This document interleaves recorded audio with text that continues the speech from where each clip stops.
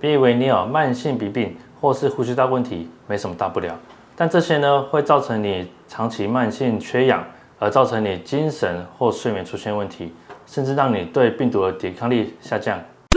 根据研究，患有慢性鼻炎或是呼吸道疾病的人，比一般人感染呼吸道疾病的几率多了300倍。哇！而新冠跟流感也是属于呼吸道疾病的一种。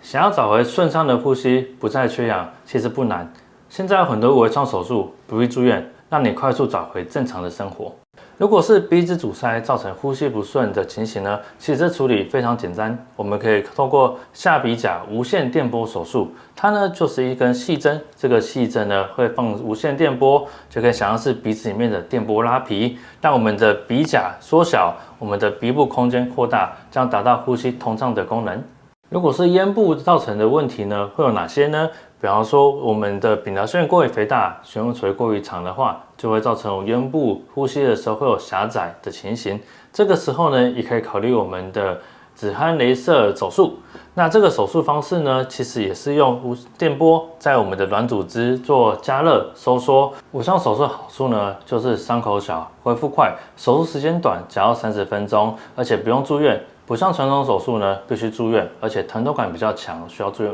5到7天。中心神经诊所提供了最新的 AI 上呼吸道窄缩分析，它呢是只要花5到10分钟就可以检验出你睡着时的呼吸压力跟你的狭窄流速，不像传统的睡眠检查需要住院1整天，然后睡1个晚上。这个检查呢可以告诉你阻塞的位置，让我们可以对症下药解决你的问题。面对第7波的新冠疫情，除了我们日常的防疫工作，如果你本身有慢性鼻炎或是呼吸道疾病，建议先来处理呼吸道的问题，这样子可以增进我们本身的免疫力。如果你有以上的问题，欢迎来中心神经诊所找我，我是林伟杰医师，我们下次再见。